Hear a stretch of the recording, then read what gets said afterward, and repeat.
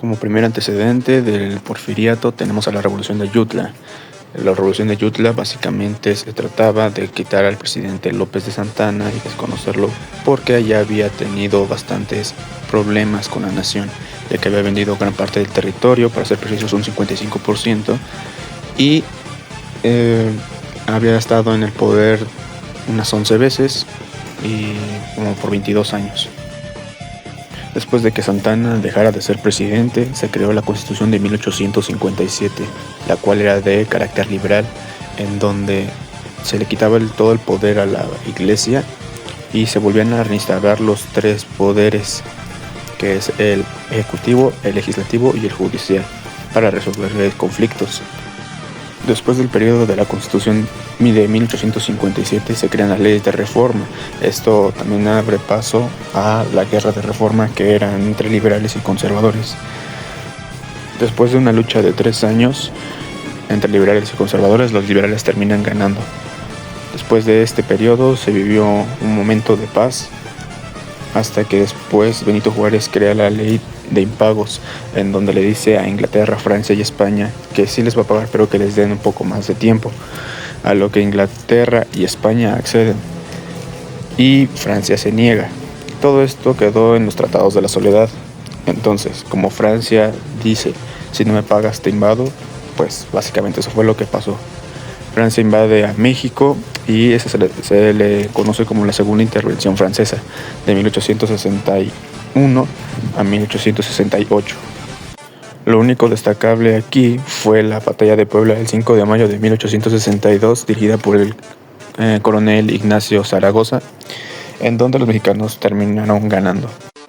En este periodo cabe resaltar que también empezó el Segundo Imperio Mexicano, dirigido por Maximiliano de Habsburgo, ya que los conservadores, como vieron débil al pueblo mexicano por lo de la intervención francesa, fueron y buscaron a Maximiliano de Habsburgo para que dirigiera el país.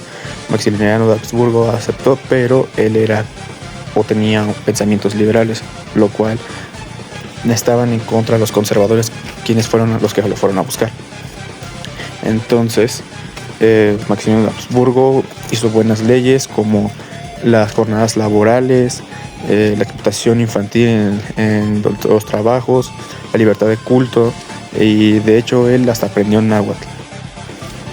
Por último de los antecedentes, los franceses perdieron y tuvieron que retirarse del país. Maximiliano de Habsburgo fue asesinado, o más bien fusilado, en el Cerro de las Campanas en 1867, y el país volvió a estar en paz.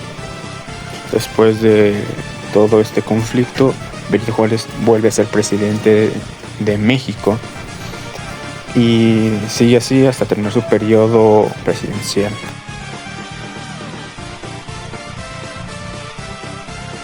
En 1871 Benito Juárez vuelve a quedar como presidente y Sebastián Lerdo de Tejada queda como presidente de la Suprema Corte de Justicia de la Nación.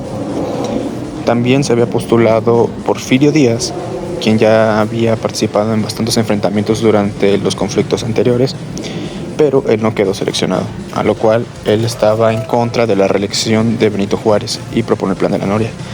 Pero Benito Juárez muere un año después y eso convierte a Sebastián Lerdo de Tejada en el presidente. En 1876 vuelve a ganar Sebastián Lerdo de Tejada, a lo cual Porfirio Díaz se niega, obviamente, y evita que él sea presidente de nuevo. Esto lo convierte a Porfirio Díaz en el nuevo presidente de la República Mexicana, presidente y dictador, que va a gobernar desde 1876 hasta 1911. En su periodo presidencial hubieron tanto cosas buenas como cosas malas. Una de las cosas buenas es que él impulsó la industrialización minera y también creó nuevas vías férreas, caminos y carreteras.